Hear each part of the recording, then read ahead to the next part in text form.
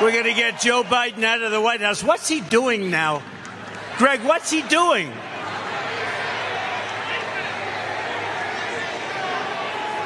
You know, he wanted to debate. If we didn't have a debate, he'd still be there. Can you imagine if we didn't have a debate? Why the hell did I debate him?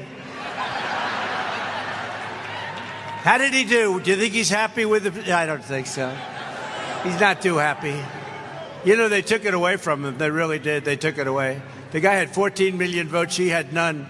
But I'd rather run against her. I think she's easier to beat. I really do. Well, I think I have an answer to Trump's question.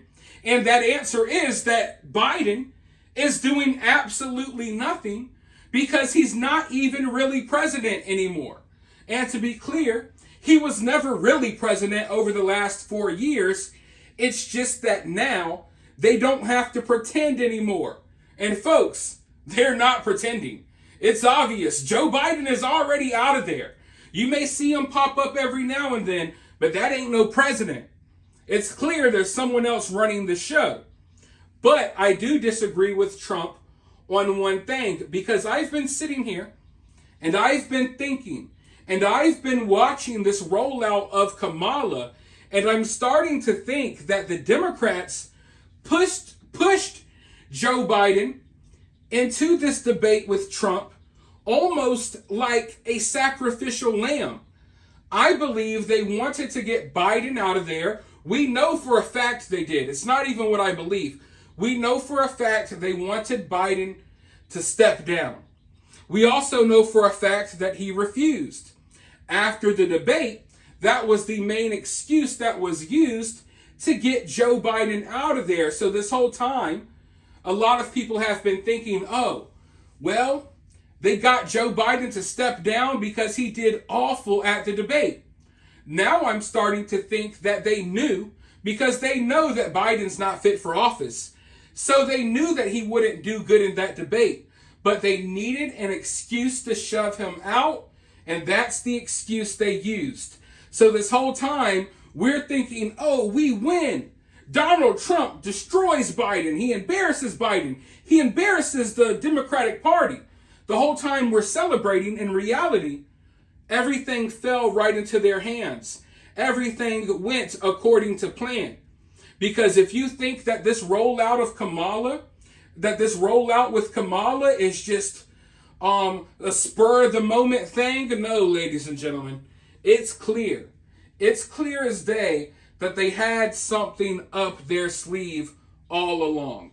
I also don't necessarily believe that Kamala Harris is going to be easier to beat than Joe Biden. Sure, on paper, it looks that way. Sure, on paper, it seems that way. And to be honest, it should be that way. But we're not going up against a voter base that is voting for policies. You know, we're not dealing with people who are voting for the best candidate. We're dealing with people who are wrapped up in identity politics, and they see woman and they see, oh, maybe she's black, possibly, even though she's not really, but that's a conversation for another day. But they see identity. That's all that matters. When Trump was running against Joe Biden, he was running against another older white man. Now Trump is running against a woman, and not just any old woman, a woman of color. Okay? And that's what these people are. Oh my God, it's a strong woman of color. So you got to understand that we're dealing with people who are wrapped up in identity politics. They're not wrapped up in actual politics. They don't care about what happens to their town. They don't care about what happens to the economy. They don't care about any of that stuff at all. What they care about is voting for the most politically correct candidate, what they think is progressive, what they think is the right thing to do, which is to vote for the woman, vote for the person who's marginalized, and all of these other crappy, weird talking points that they go along with. Tim Walz is the man who's very freakish. He's very freakish.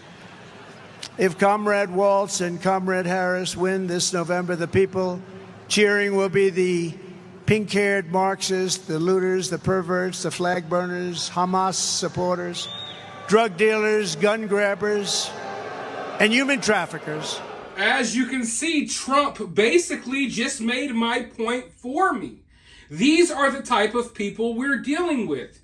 You see, you may have your own reasons as to why you like Donald Trump. Maybe you feel like he's more straightforward than other politicians. Maybe you feel like he'll be good for the economy. Well, a lot of these people who are rallying behind Kamala, they like her because they feel like she's more radical. Or at the very least, she's more vulnerable she's more vulnerable when it comes to being pressured into doing something radical.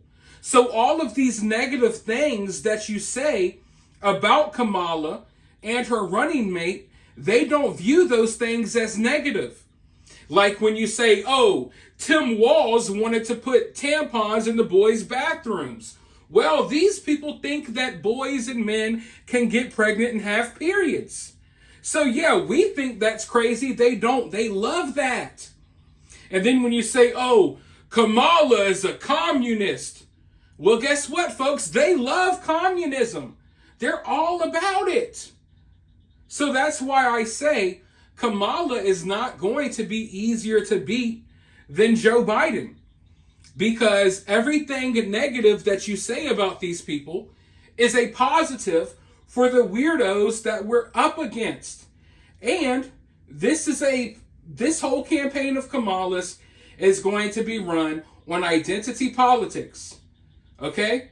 At the end of the day, these people never fully supported Joe Biden because he's a white man. And that's their number one enemy. So now they got a woman of color. All right?